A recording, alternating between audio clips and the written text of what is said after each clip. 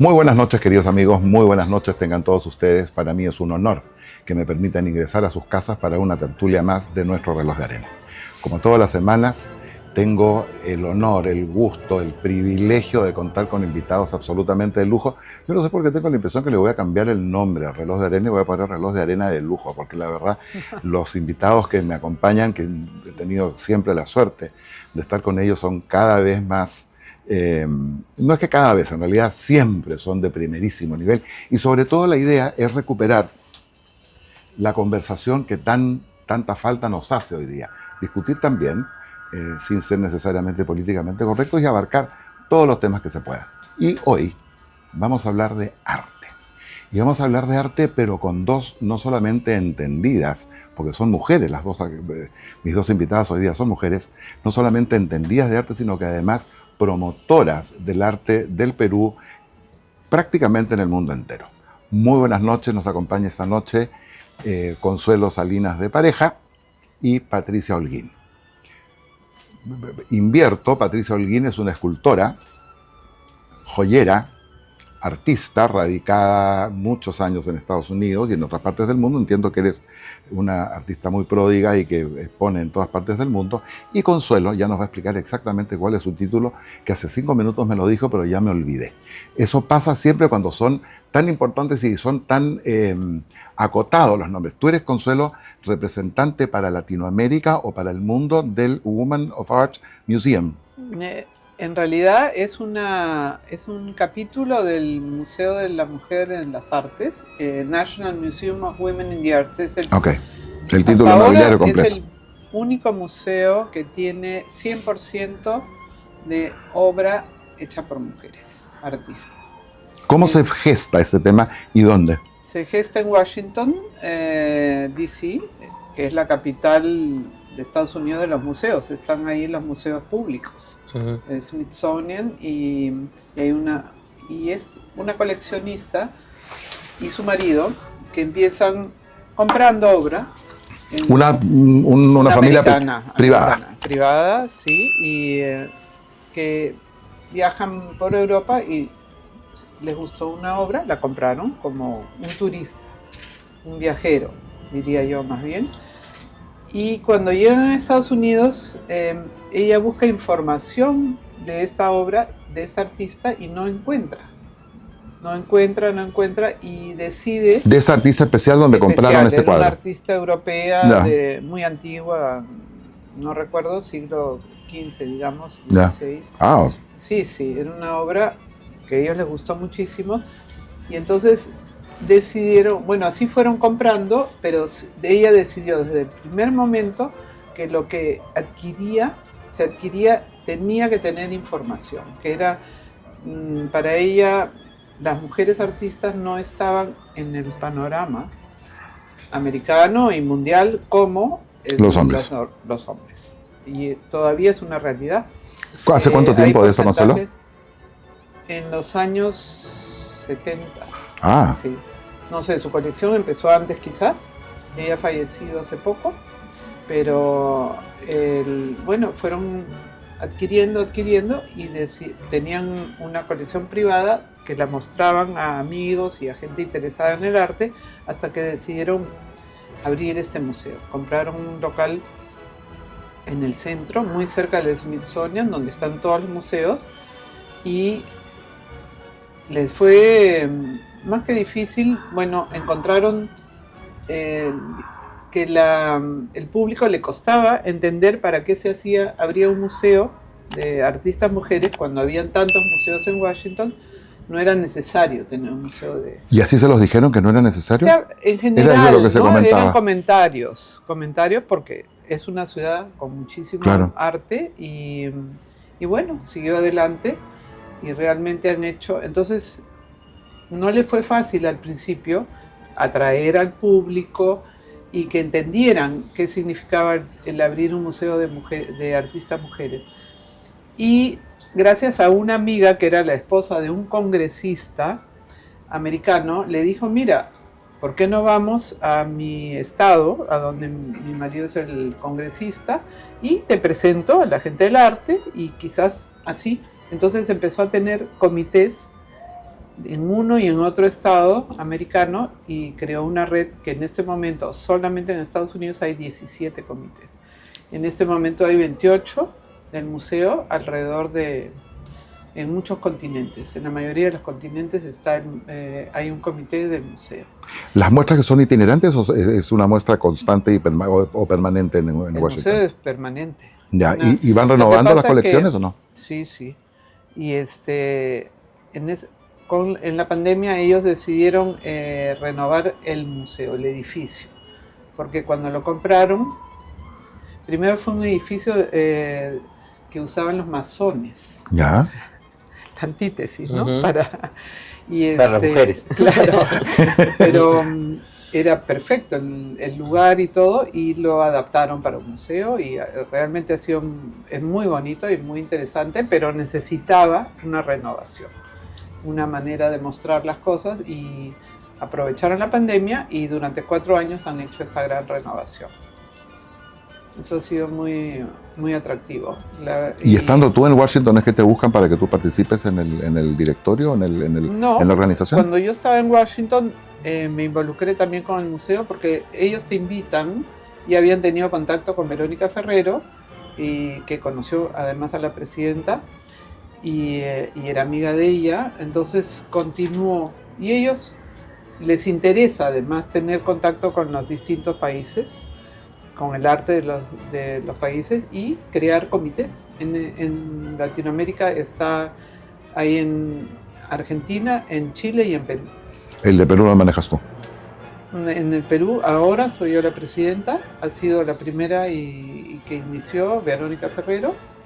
Que coincidentemente también había sido esposa del embajador anterior en Washington. Claro, hemos tenido ese contacto a través de la embajada. Y la verdad es muy interesante.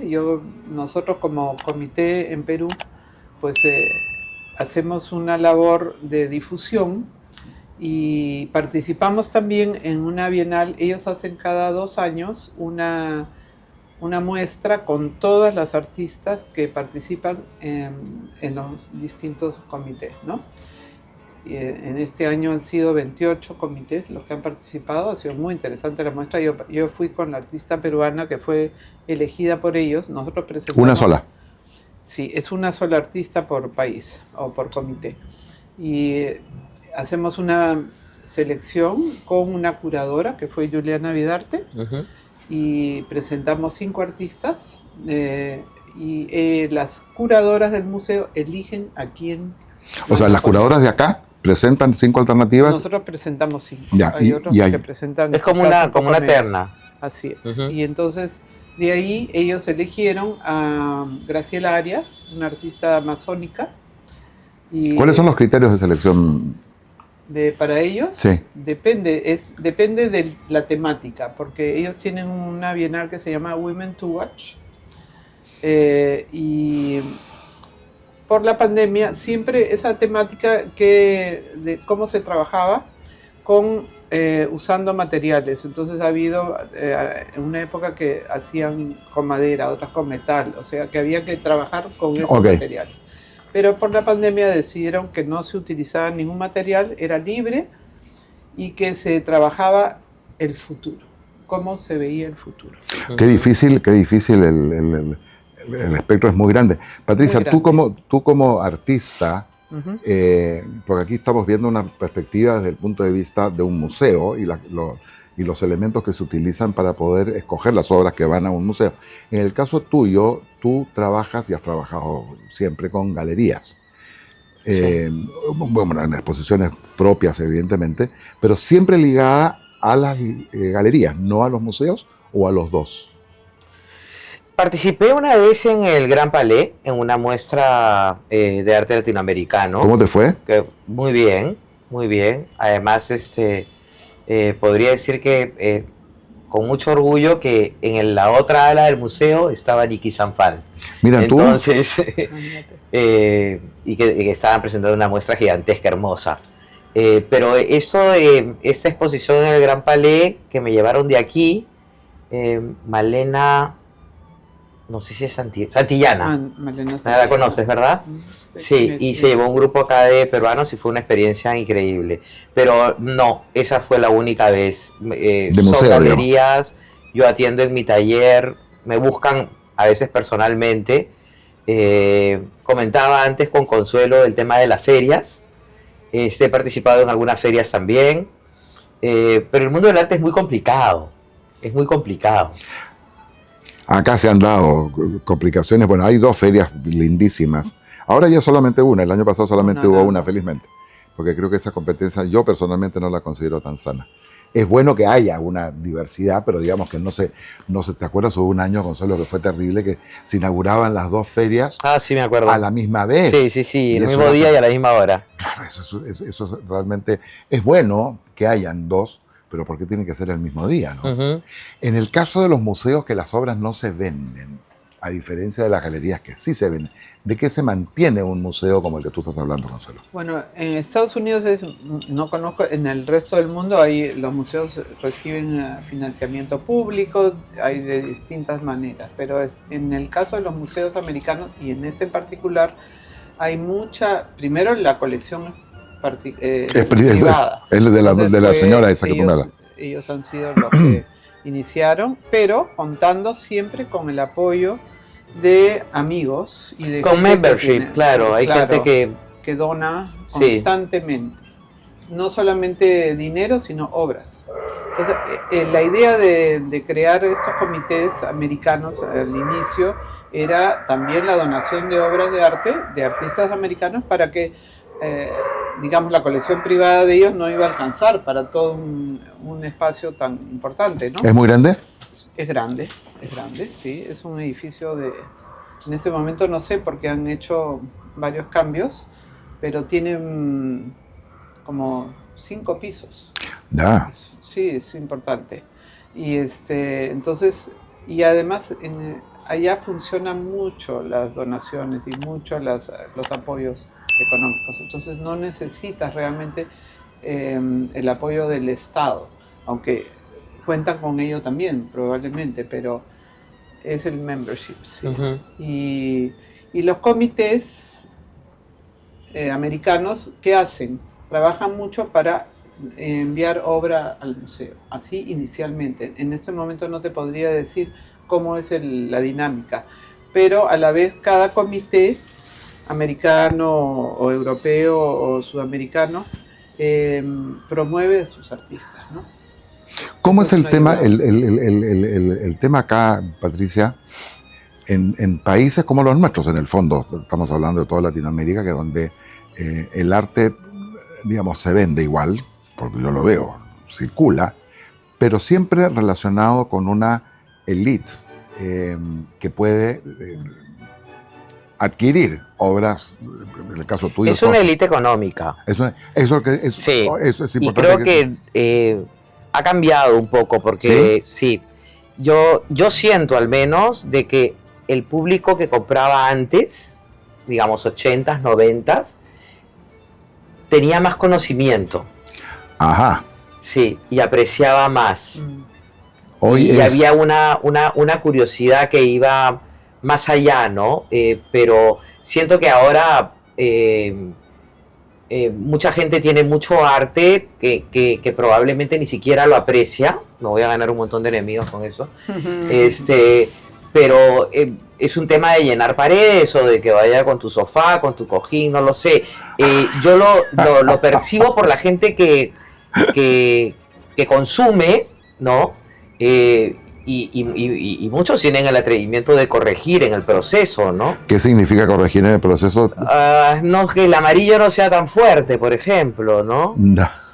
Claro, los pintores sufren eso. Claro. En escultura es más difícil. Obvio. En mi caso personal, afortunadamente, la gente que ha adquirido obra mía nunca ha metido mano. O sea, yo he tenido la suerte de vender en boceto, y cuando la obra ha estado terminada siempre hay un cambio, porque la materia pide a veces cambios. Claro, entonces, tú trabajas con materias vivas, además. Claro, entonces te vas acomodando un poco, hay que tener flexibilidad.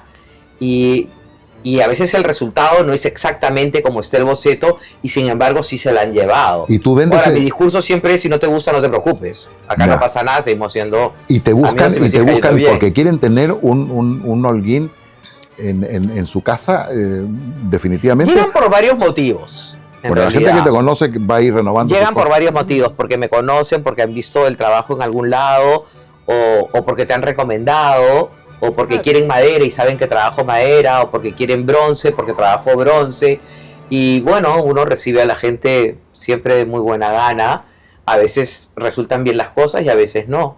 ¿Cuándo es que no resultan bien? Es que la venta no debe ser la finalidad.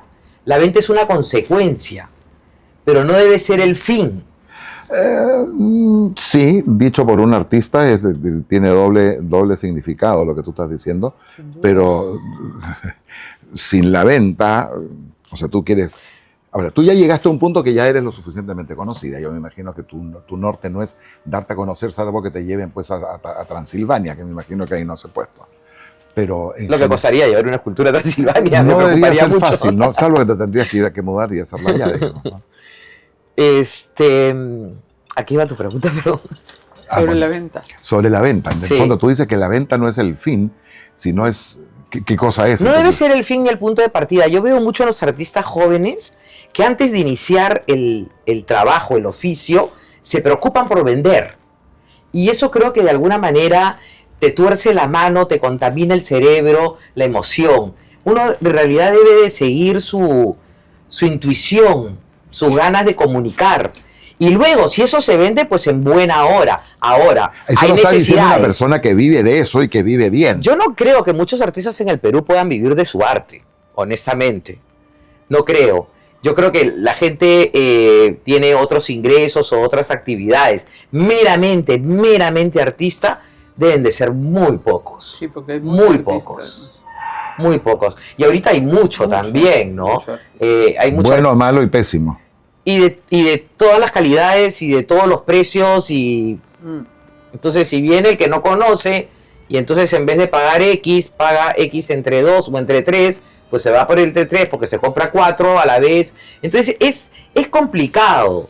Es complicado. Entonces, la gente joven y también algunos de mis contemporáneos andan en busca de la fama, y la fama está relacionada con la venta, con cuánto colocas.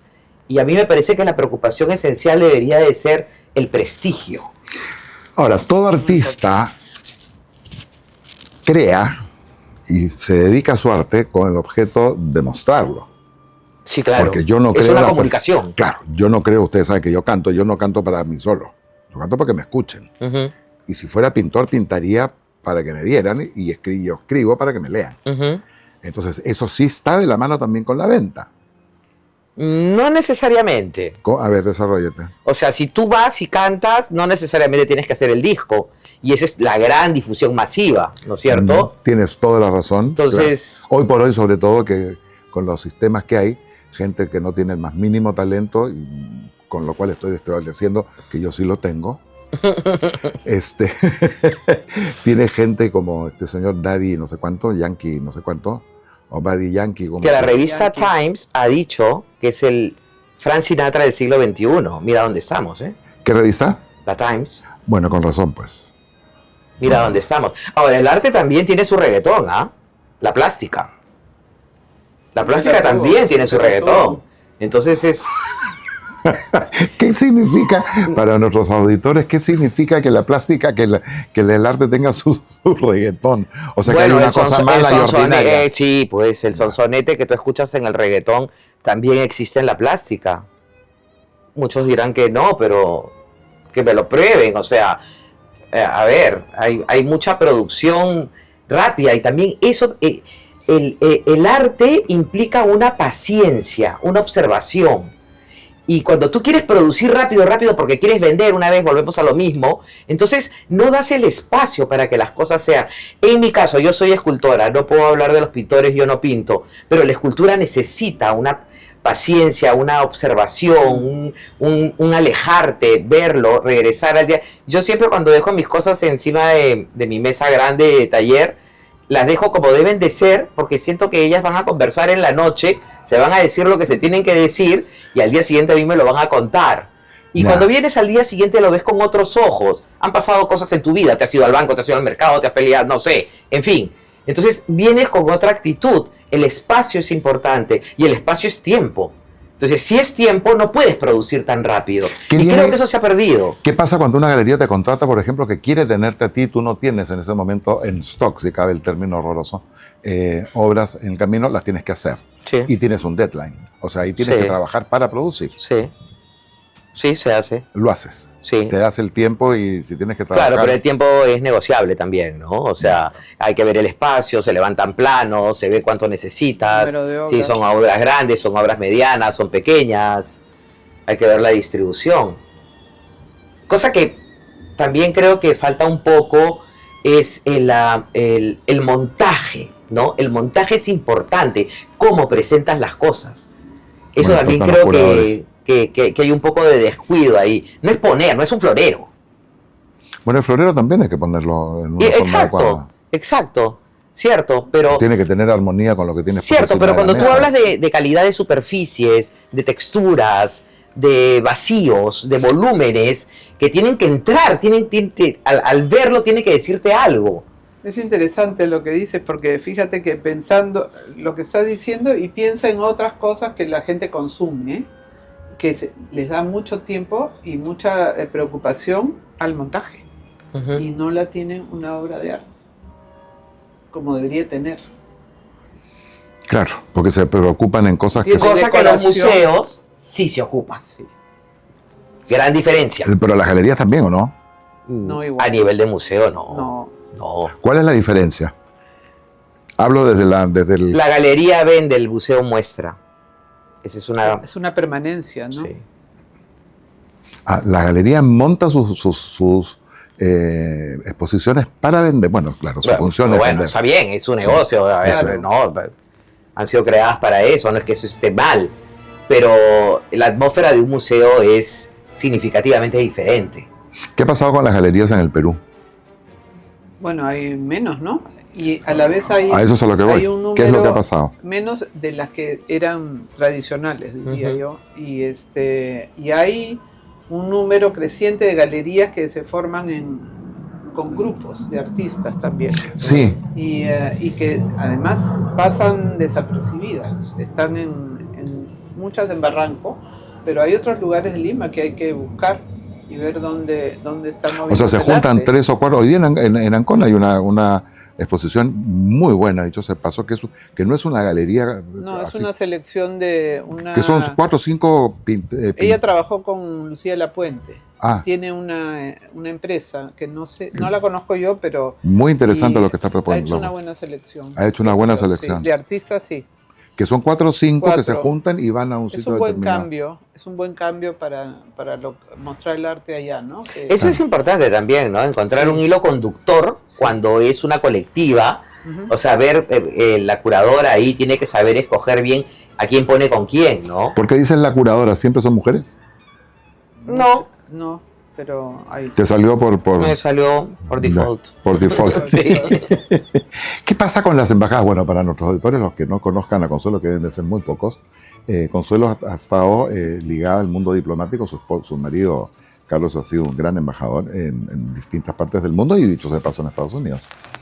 Así es. ¿Qué pasa con las embajadas? ¿Cuál es el rol que ustedes dos, tú por tu lado como señora diplomático y tú como artista, que creen ustedes que las embajadas debería de tener? Bueno, digamos, yo lo que veo, hay el Centro Cultural Inca Garcilaso, que es de la Cancillería, es un ente muy interesante para promover el arte en el Perú y que es un medio también que apoya a las artistas que pueden ir al exterior. Yo me refiero básicamente a las embajadas peruanas, por ejemplo, en el exterior. Sí. Bueno, yo diría que es algo todavía no tan sistematizado, ¿no? Entonces, ahí hay algo que se puede trabajar mucho más, porque hay la facilidad de poder, digamos, contar con que la embajada pueda ayudarte en no solamente el transporte, sino en la promoción.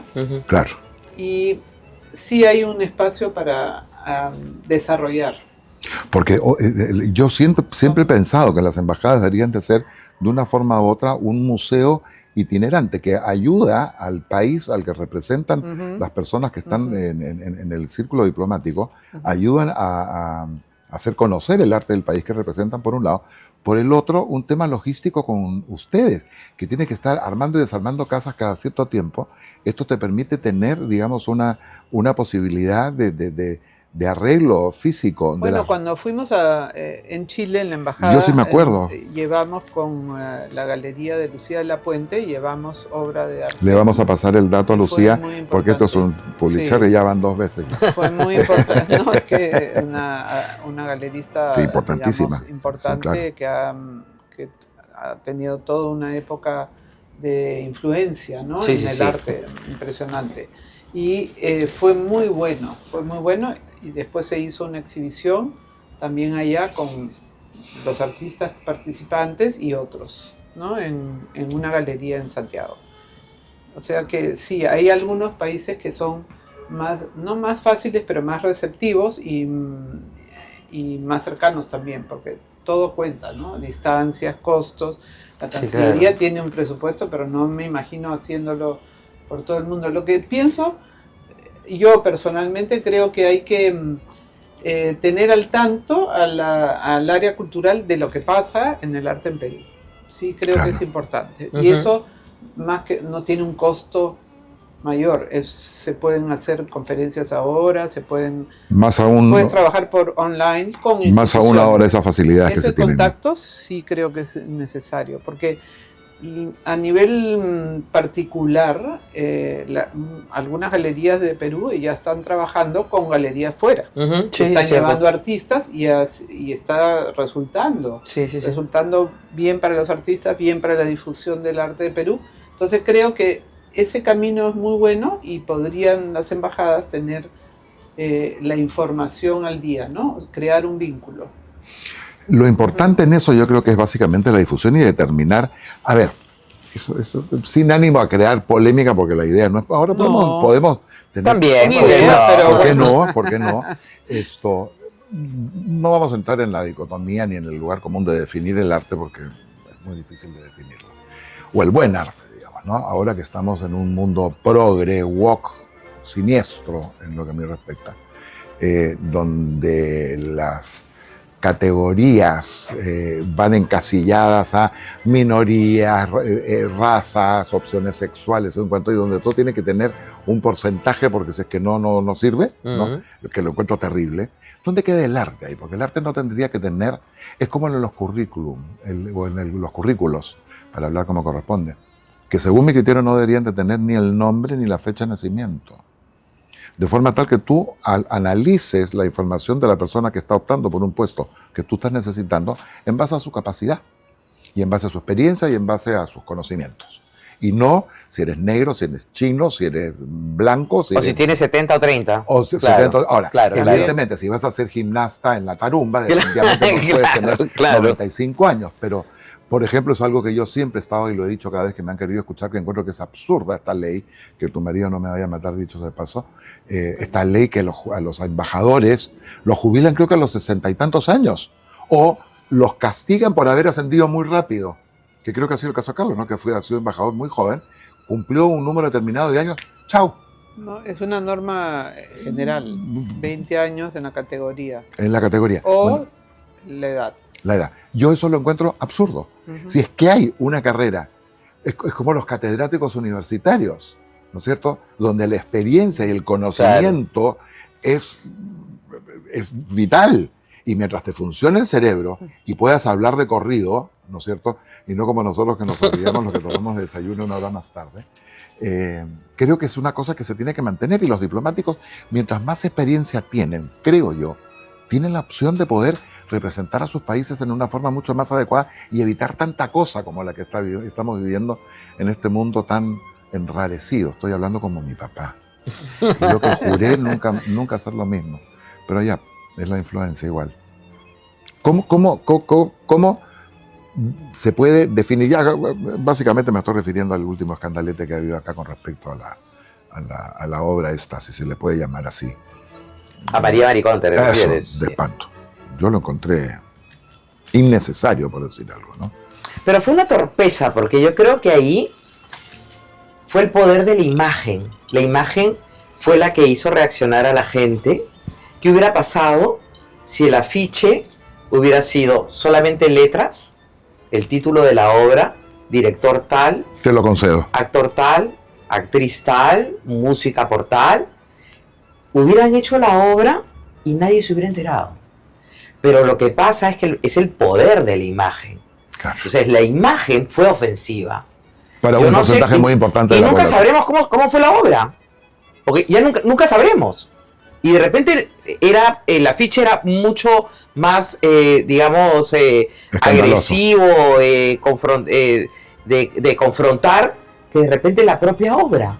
Bueno, es como los reels de las películas. Entonces se perdieron una oportunidad de poder mostrar la propuesta porque fueron de frente. Fueron a confrontar. Entonces, y ahí perdieron. Claro, pasa mucho en el cine también, ¿eh? Que te dan el reel de la sinopsis, por ejemplo. El tráiler a veces es mejor que la película. Sí. Hay veces que es mejor, pero hay veces que es peor. Porque lo que te muestran es lo que quieren es engancharte. Por ejemplo, te dan a entender de que vas a tener una cosa súper dedicada, o sea, enfocada en un tema sexual, digamos, y no es. Pero ya tienes a la gente sentada en una sala, ¿no? Claro. ¿Cómo creen ustedes que se tiene que... ¿Cuáles tendrían que ser los filtros que se tendrían que utilizar para que el arte represente a una nación, a un país, a una cultura? Uy, yo soy lo menos chauvinista del mundo. Es muy amplio eso. Yo creo que el arte es universal. O sea, sí puede haber influencias, usar elementos de la historia, de lo que viene detrás, pero cada época tiene su propia expresión. ¿Qué te pasa a ti, por ejemplo, Patricia, que trabajas mucho con madera, con el tema de los ambientalistas, por ejemplo? A mí no me pasa nada, no sé si a ellos. Bueno, a ver, antes yo trabajaba en caoba y ahora no puedes comprar caoba. Y la caoba es la reina de las maderas. Para la escultura. Claro, entonces ahora consigo, bueno, lo que se puede comprar, que es legal, ¿no? Pero comprar caoba no es legal. Ahorita no. Y la poca que creo que llega a Lima ya no es la selecta y viene tableada. Claro, no te sirve. Claro. Hace cosa de 10, 15 años conseguías cuartones grandes, troncos. Y acá tenemos una madera maravillosa, ¿no? Bueno, pues lamentablemente que los bosques los están depredando. A mí me ha llegado, yo tengo allá adelante, ustedes saben que tengo chimenea.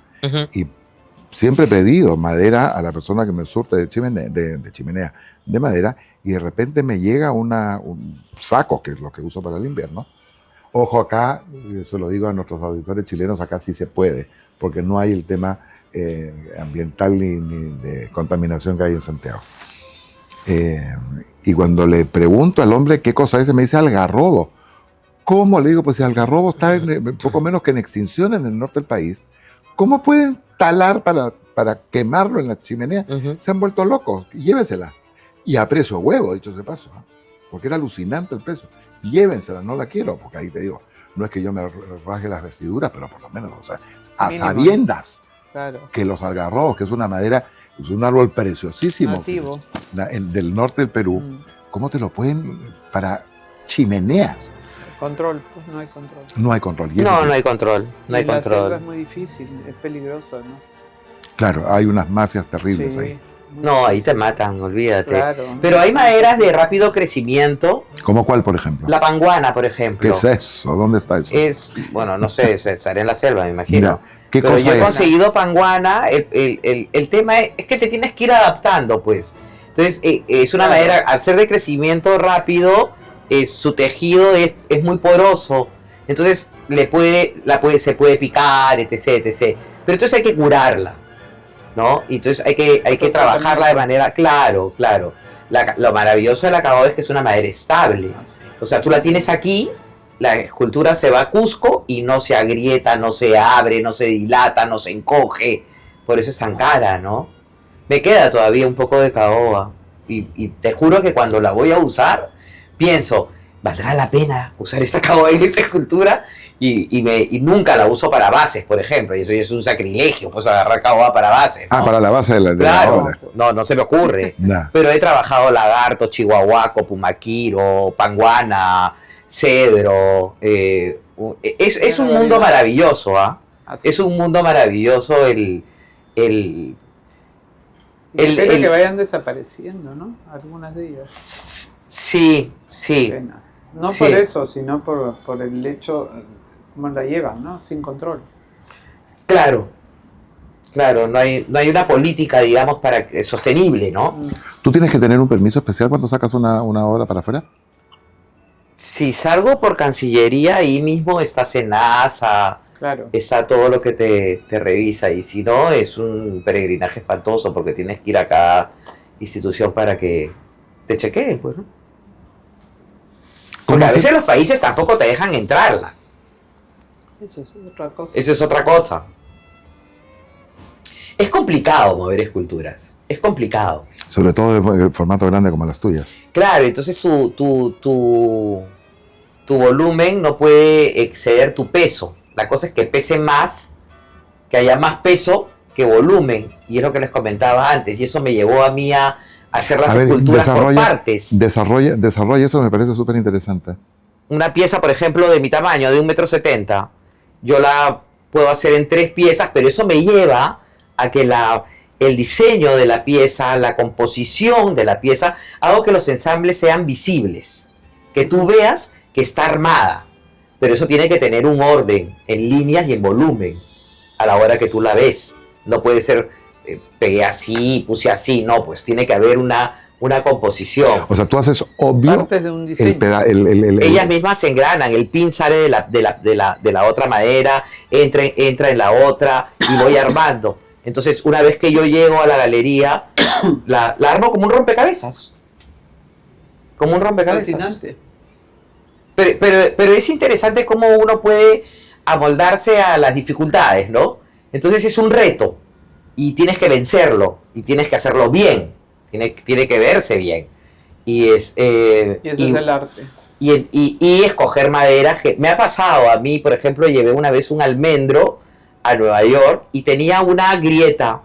Yo la grieta la trabajé porque la hice obvia. Ya. Pero la escultura se quedó en Nueva York, qué sé yo, habrán sido 5 meses y de repente me llaman, me mandan la foto y la grieta era el cañón del Colca. Entonces, nada, le dije, no te preocupes, es una pieza viva. Yo, si quieres, hablo con el cliente, voy y hice un arreglo y ahí quedó, porque ya se aclimató también. Claro. ¿Y se quedó con la grieta abierta? No, o sea, esa grieta fue trabajada y fue laqueada, pulida y tal, y se arregló, pero es el camino natural de la madera, ¿no? ¿Tú sigues trabajando con la plata? No, ya no. Estoy trabajando ahora fundición en bronce y madera. La plata, si la uso... plata de 1000, ¿no? Yo usaba 950. Ya, que es más maleable que la plata 925. Más maleable que la 925, la 1000 es demasiado maleable. Pero cosas muy pequeñas de plata. No en joyería, pero hay detalles, por ejemplo, que la escultura puede tener en plata. No, me consta. Porque formaba parte de la escultura de madera. Sí, claro. Sí. Qué bonito. La que se presentó en estos asuntos de la revista Cosas hace años, que la hicimos juntos, que fue preciosa. La veo todo, pues la tengo en mi oficina. ¿Qué eran tus manos? Eran mis manos. Sí. Pero mis manos eran mis 2 manos en fibra de vidrio, ¿no es cierto? Y que pescaban el mundo dividido en 2, básicamente haciendo alusión a mis 2 países, ¿no? El de origen y el de acogimiento. Y en el medio, la luz que daba estos 2 pedazos de mundo que yo tenía agarrado en mis 2 manos eran láminas de plata. Preciosa la escultura, muy bonita. Y no sabes que en mi oficina el éxito que tiene. Me la han querido comprar N cantidad de veces y no hay ni una posibilidad. Y eso sí debe ser caoba, ¿no? No recuerdo, ¿no? Eso fue hace muchos años. Hace muchos años, pero no, de pensar que es caoba, no. Yo creo que es caoba, debe haber sido, ¿ah? Sí, me da la impresión. Si es 90, es lo más probable. 90, sí. 96, por ahí fue. Sí, además es una tremenda cosa. Y con mis propias manos, por Dios que sufrí con ese tema, ¿no? Sí, le saqué molde. Y claro, eran 2 moldes con las manos y esto fue una especie como de depilación, pero a la mala, porque la cosa venía hasta acá. Genial. Y yo soy bastante peludo, entonces cuando... ¿Le dolió? Me dolió. Sí, le dolió. Sí, bicho del mal que te ibas a morir en tu taller en ese minuto. Mm. Pero al final de cuentas el resultado fue espectacular. Cuéntanos, Consuelo, ¿qué nos has traído? He visto que tienes una edición bueno, es que muy interesante y muy, por lo pronto muy un poco bonita. de A mí las los libros actividades. me llevan siempre por la pinta. Mira, este libro es una colaboración que tuvimos con la Universidad Ricardo Palma y el capítulo peruano. Del museo. Es una reedición que hizo Marita Troyano, la poeta. ¿Ya? Sobre el libro de Elvira García García, que es la mujer peruana a través de los siglos. Está todas las, digamos, una gran selección de las mujeres que destacaron en Perú desde tiempos inmemoriales. ¿Eso está a la venta? Sí, tenemos un número de libros a la venta y la verdad que ha sido un trabajo maravilloso que ella ha hecho Solamente mujeres. De investigación, de investigación, sí. Es impresionante. Sí. Tiene desde, fíjate. ¿De qué época a qué época va?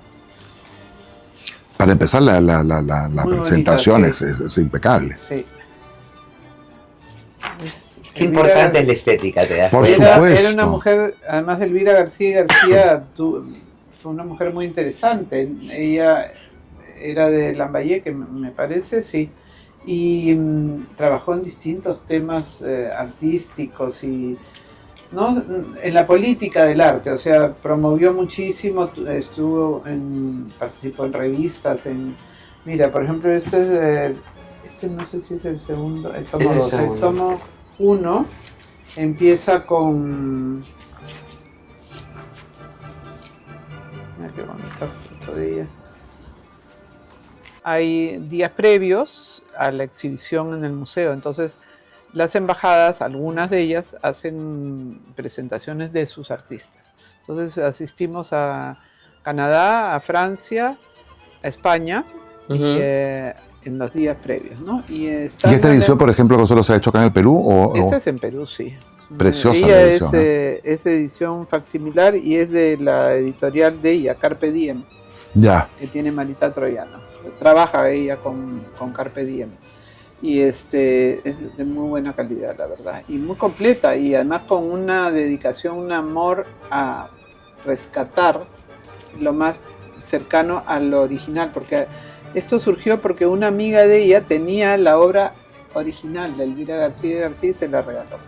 Ya. Y entonces con eso ella dijo, voy a hacerle un homenaje, ¿no? Porque dedicarle toda su vida a hablar a seleccionar y a recopilar el trabajo de las artistas, ¿no? La importancia que tuvieron en su momento, ¿no?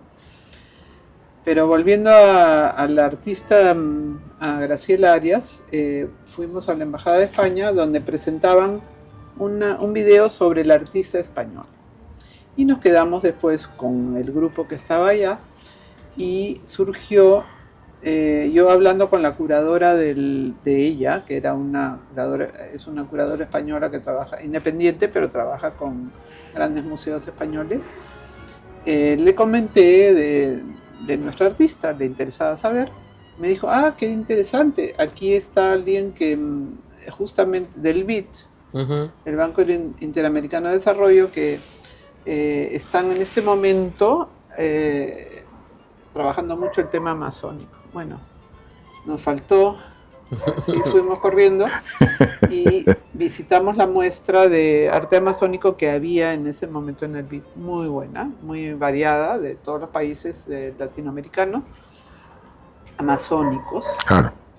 Brasil tenía muy buena obra, Perú también, y bueno, ella conectó perfectamente con ello, con este joven que nos había recibido, que estaba encargado en la galería, y así al día siguiente lo invitamos a la exhibición y me llamó y me dijo, mira, me gustaría llevar a las directoras del BID que se encargan de todo el tema amazónico y cultural, y así empezó, y la obra la adquirió el BID, la de Graciela Arias, sí, muy bien, muy interesante.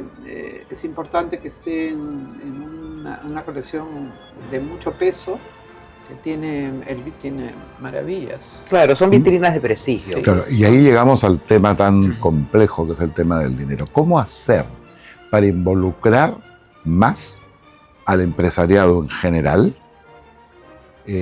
con el tema del arte, especialmente en el tema del Perú? Hay un banco que ya no, eso sí puedo mandar porque realmente hay que visibilizar al BCP, que ha hecho estos libros espectaculares.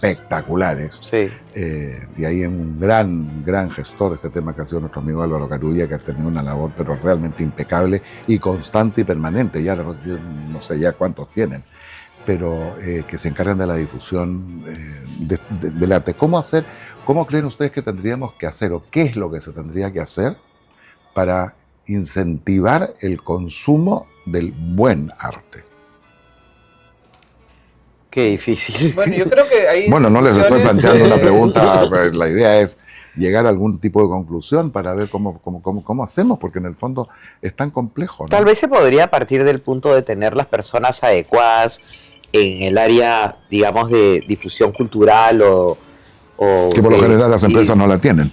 Sí, pero las personas existen. Sí, claro. Hay que convocarlas y tienen que hacer el trabajo porque hay muchas empresas que sí apoyan y tienen colecciones y las muestran, pero no son contadas con los dedos de la mano, ¿no?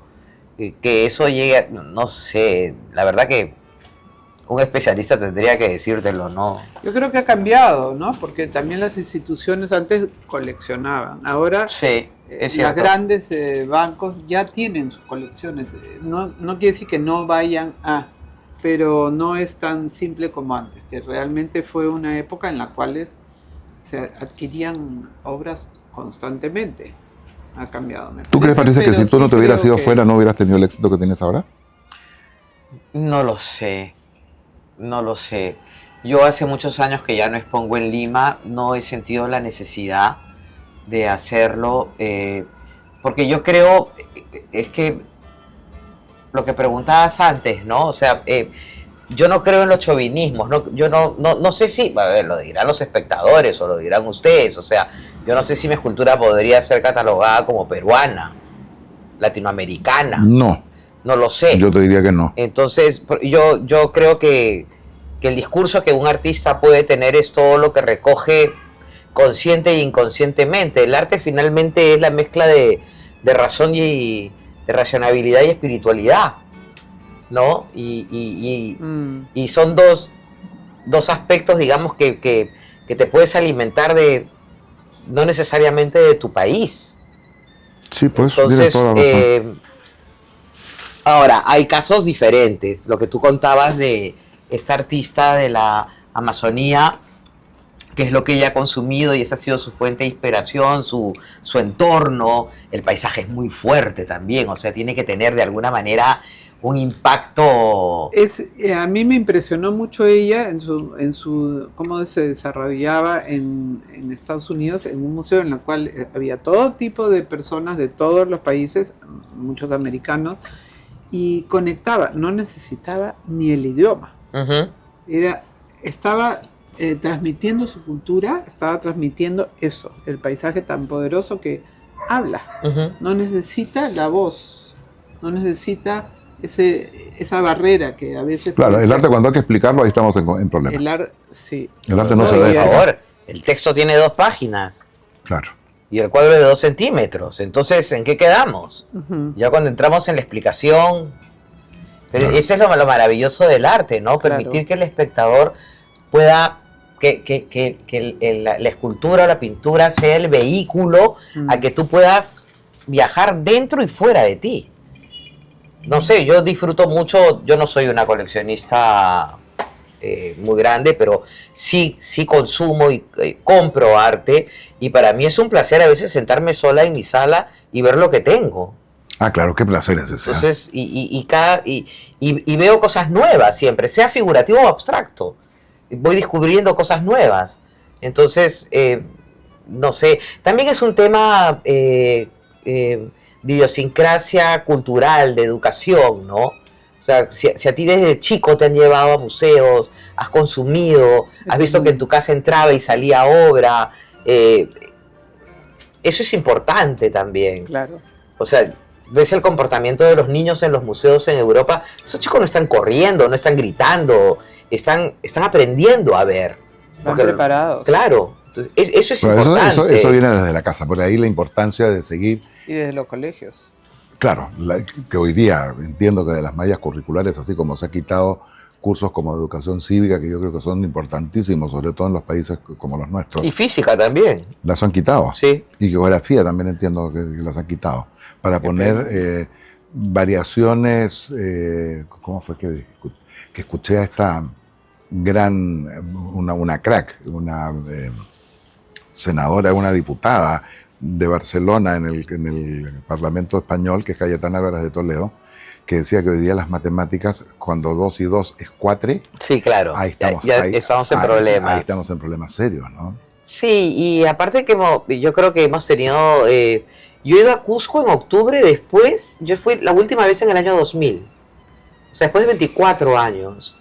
Yo realmente me quedé impactada. Ha sido ahora. Sí, del desorden estético que hay en la ciudad. Terrible. O sea, es una cosa ¿Cómo horrible. se puede haber permitido que al frente de Sacsayhuamán exista un edificio que tiene espejos azules? Una ciudad que es un museo. Claro. Per se. Per se. ¿No es cierto?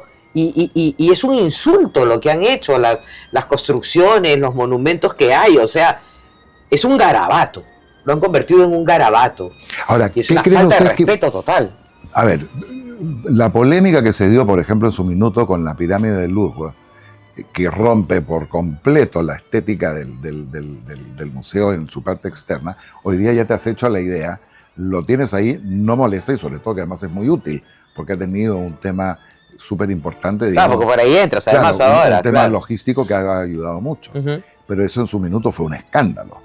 El mismo escándalo del que estamos hablando hoy día, cómo se han permitido estos reyesuelos, porque los alcaldes normalmente piensan que son reyesitos de sus zonas en vez de ser servidores públicos a favor y en beneficio de sus vecinos, digamos. Claro, pero lo del París fue una polémica en ese momento, pero el tiempo ha dicho lo contrario. Exacto. A mí me sigue chocando, ¿aquí no? No. No, a mí ¿Ya no? No, para nada. A mí todavía me choca. No. Me parece que... Ahora, no es que vaya a París todos los años. Proporcionalmente me parece que está muy bien planteada y es una... Washington también tiene un poco el National Gallery. Sí, no, y además trabajar un elemento absolutamente contemporáneo con el edificio de Louvre, que es otra época completamente, ha logrado tener una amistad entre las dos arquitecturas. Porque estás acostumbrado, porque tú lo estás viendo desde el punto de vista de una perspectiva de artista que maneja volúmenes grandes, por ejemplo. No, acostumbrado imposible, porque hubiera tenido que vivir en París por lo menos un par de años, pero a mí no me choca como forma, porque además los materiales son tan diferentes que es este punto de luz transparente. Ahora, una cosa muy diferente hubiera sido si lo hubieran hecho pues en granito negro, hubiera tapado todo el edificio. Entonces sí ha habido un estudio ahí de respeto, creo, con lo anterior. Yo hablando una vez con un alcalde del Cusco que me defendía este edificio horroroso que no sé de qué institución pública es, que está justo frente a Sacsayhuamán, que está todo hecho con vidrios azules. Ah, sí, espejos. Espejos. Sí. Y me decía que la idea era que hubiera reflejo de la... Sí, pues, pero... Hazlo espejo, pero no lo hagas espejo azul, digamos, ¿no? No, más que para cambiar y romper tienes que ser realmente un gran artista. Que en este caso sospecho que no era él. No lo sé, pero no debe haber sido. Resiste, ¿no? No, para nada. No. Para nada. Es difícil criticar esas cosas, ¿sabes? De tu punto de vista, Consuelo, que están proper en esas cosas, como con esta formación diplomática, digamos. No, pero me preocupa cómo van cambiando las ciudades del Perú. Y el Cusco, sobre todo. Pero la misma Lima también, Bueno, Lima. Bueno, hoy día ha salido desorden. Y eso que Lima Virreinal se está trabajando bastante. Muchísimo. Se está tratando de recuperar. Se está tratando de recuperar. Hoy día salió un artículo en el Comercio estupendo sobre el desastre que es Lima hoy día. Y han formado un patronato, en fin, hay un interés. Ojalá se sostenga en el tiempo. Exactamente. Va a depender mucho de la... Hubo otro patronato hace muchos años y cambió, pero bueno, lo que vale es el intento ahora, ¿no? Es importante. Y yo creo que con los que están ahí ya han demostrado, ¿no? Luis Martín Bogdanovich ha demostrado algo muy interesante que es ProLima, esa institución ha ido trabajando con distintos alcaldes, ¿no? Creo que este es el tercer o cuarto alcalde con el que trabaja. Y eso es muy bueno porque hay una continuidad. Una continuidad que no se ve usualmente en el Perú. Es una pena y es necesario. Es necesario. La tienen algunas instituciones, pero son pocas. Los centros de las ciudades que han tenido un cúmulo de arquitectónico tan importante como Lima, que yo creo que sí efectivamente estoy de acuerdo con ustedes que se está recuperando de a pocos, pero se está empezando a recuperar, que creo que además cuando se entrega esto a la población en general, cuando ven las gentes que están acostumbradas a tirar plátanos por la ventana de la combi, por ejemplo, cuando ven que el jardín está lindo y precioso, yo creo que en un momento determinado se abstienen de hacerlo. Yo siempre lo he dicho, que la incultura depende el entorno en el que están. Y no me refiero a la gente que tenga más o menos cultura, que haya tenido más o menos oportunidades.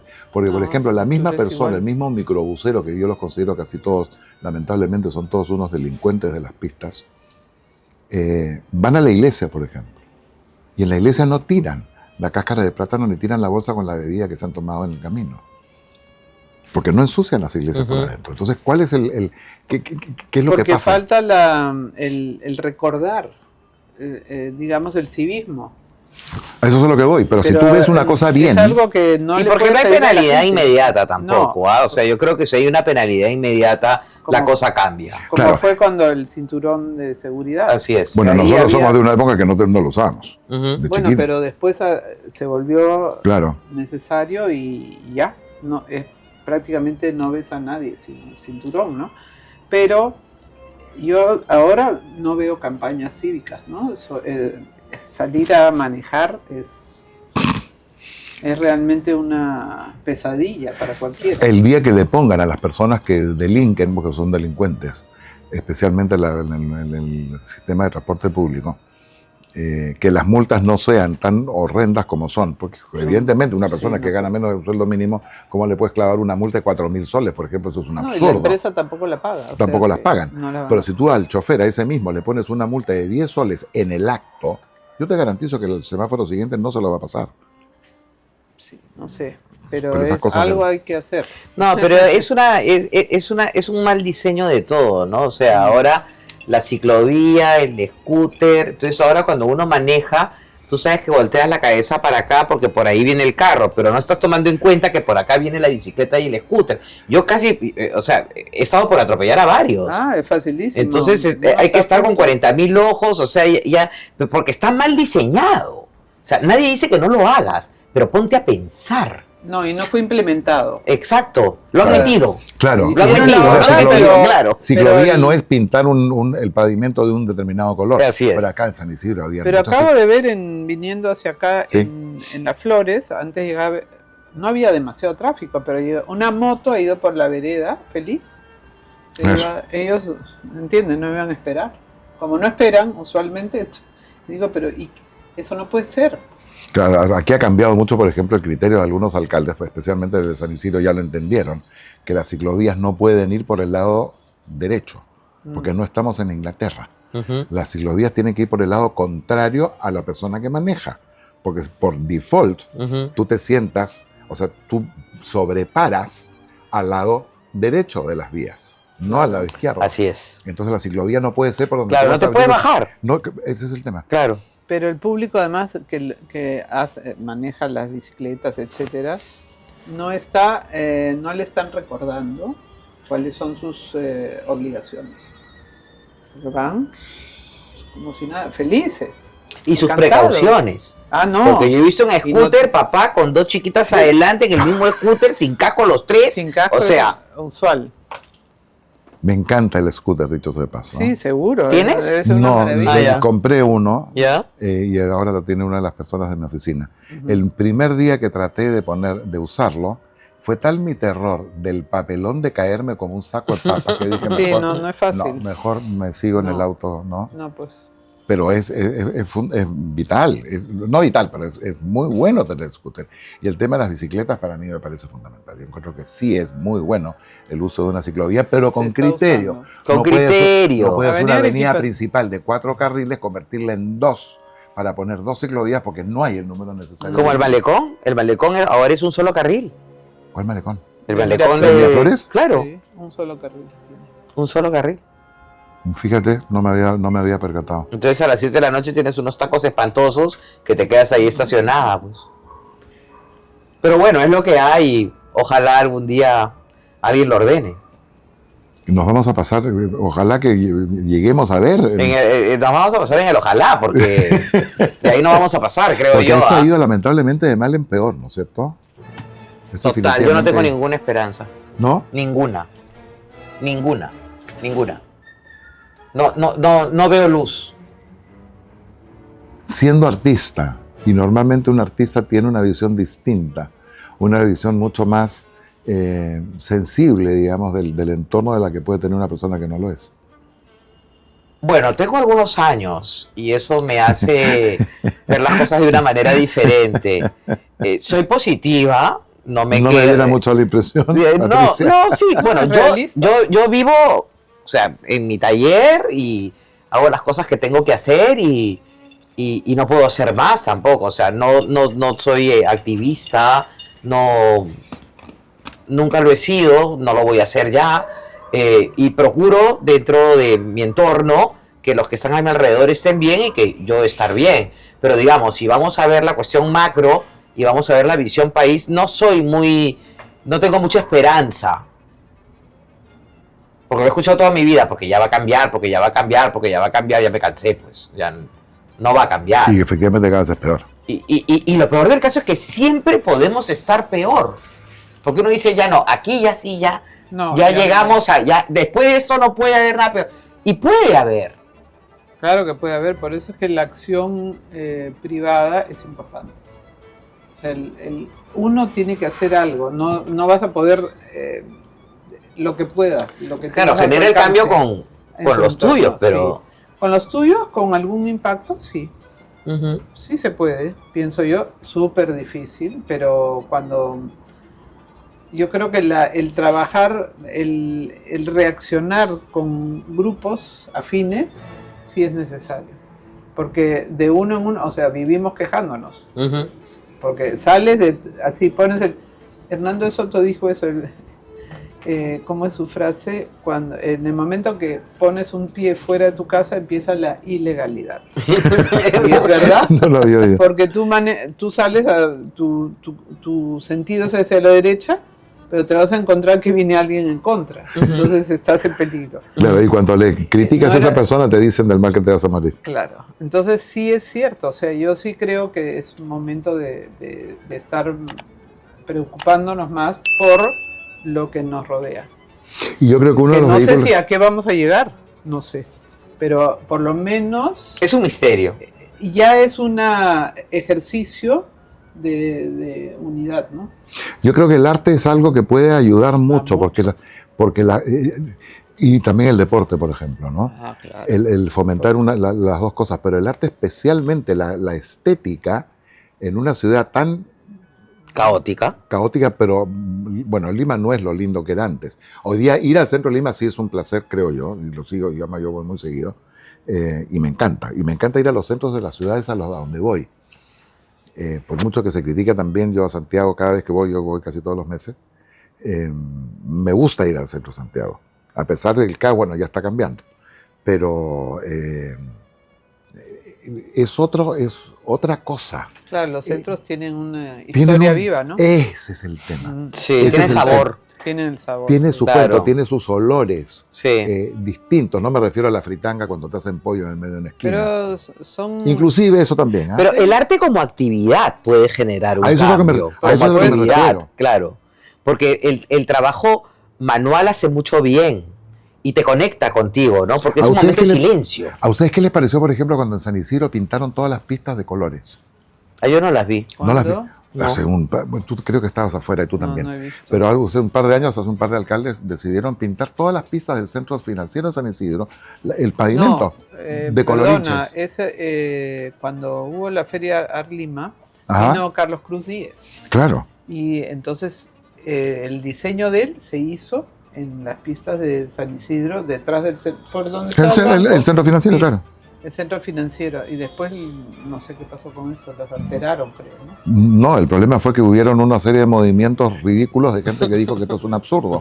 Que era un absurdo y las pintaron de blanco, como los murales de la organización San Felipe, independientemente de si hayan sido bonitos o no. Yo estoy en contra completamente de los grafitis, pero eso es algo que existe en todas partes del mundo. Y hay buenos. Hay buenos. Lo que se hizo en el Sanjón, por ejemplo, yo lo encontré espectacular. Espectacular. Que ahora está todo nuevamente pintado de plateado. Pero, por ejemplo, acabo de estar en Trujillo estos días y nos llamó mucho la atención de ver poco graffiti. No vamos a comentar las noticias, pero tiene una plaza de armas impecable, prácticamente. Igual que Arequipa, que es preciosa. Impecable. Y después la Universidad Nacional tiene una... No sé cuánto, es inmenso y todo hecho en Pepelma hace, no sé, muchísimos años. No tiene ninguna rotura a la vista, no le han pintado nada. A eso es lo que voy. Cuando la gente ve eso, yo creo que en el fondo se termina de entusiasmar. Impecable. Bueno, señoras, yo les agradezco muchísimo. La gentileza ya se nos acabó. El tiempo, el reloj de arena es sin misericordia, manda. Yo les agradezco muchísimo la gentileza que han tenido de acompañarme esta noche. Creo que ha sido tremendamente interesante para nuestros auditores ver, conocer la idiosincrasia y ver el mundo del arte desde dos puntos de vista tan distintos y juntos a la vez. Antes de que se vaya, yo les quiero dejar, Consuelo, un placer, Juan Carlos. Para mí también. Un recuerdo de su paso por el reloj de arena. Un placer, además, ¿Un relojito de arena? Sí. ¡Ay, qué maravilla! Sí, esa es la idea. Y te diría que en mi caso, un placer escucharte. Además que tengo mucha admiración, me gusta mucho el arte, obviamente, pero los artistas.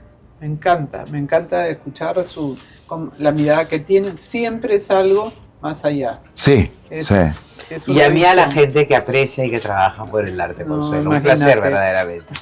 Con gusto. Y a ustedes, mis queridos amigos, muchísimas gracias nuevamente por estar conmigo. ¿Qué les ha parecido? Y por nuestra... ¿No comenta? Sí, lo vamos a comentar después. Hay silencio. Estos son los chascarros. Todavía no hemos terminado. Dicho sea de paso. Amigos queridos, nuevamente muchísimas gracias por habernos acompañado en esta noche de conversación tan entretenida con respecto al arte. No se olviden de suscribirse. Yo no tengo tantas posibilidades de poder enviar a todo el mundo, sino la idea es que ustedes se suscriban y le den un clic a la campanita para que les avisen inmediatamente cuando tenemos nuestro próximo reloj de arena.